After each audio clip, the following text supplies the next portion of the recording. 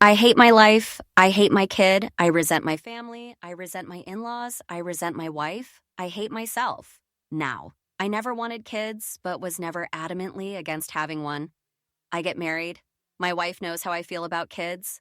When we were engaged, my answer was maybe one, definitely not more. As my friends started having kids, I started leaning heavily against having kids. Some parents had good kids, some parents had bad kids. Even the easy kids looked like too much work. Cue my wife's sister dying. All of a sudden, family is super important to my wife. I get that. At this point, my answer to kids was still no. My wife bothered me and bothered and bothered me. Eventually, I was convinced. The deal was her parents would sell their ranch and come live on our street. I was convinced. I was so dumb. I was told not to worry about all the realities of having a kid and losing my life, because grandma and grandpa are down the street and would be all the parents' baby ever needed.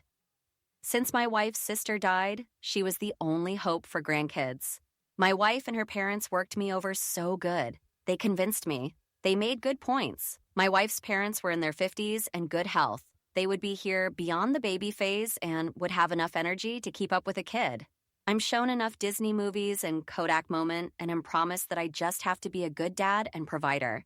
A 1950s dad, if you will, one where the mom unfairly does all the hard stuff. All the good and no bad. Cool, fine by me. Well, here we are, 11 years later. My kid has ODD, which is pretty much alphabet soup for your kid being an asshole and defiant. Nothing else is wrong with them. The diagnosis is literally that they are vindictive and cruel and seek conflict. Not because they can't communicate or our hips are sensitive to stimuli, but just because.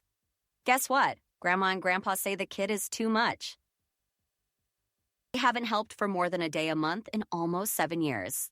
And here I am, on Reddit on my laptop, tethered to my phone in a parking lot at the park after dark. I came home from work to my son spitting on the neighbors to doorknob. His reason? Get the neighbors sick.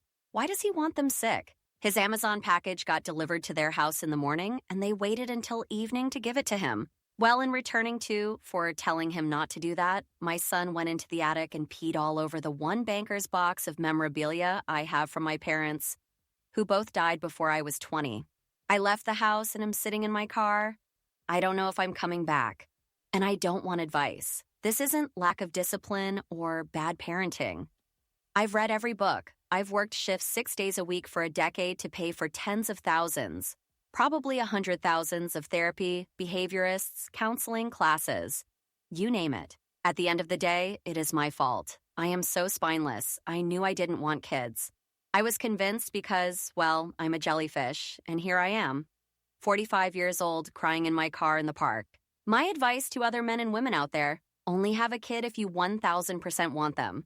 Don't listen to others when they say they'll help. They'll help if you have a happy, bubbly, easygoing kid, not if you spawned the devil himself.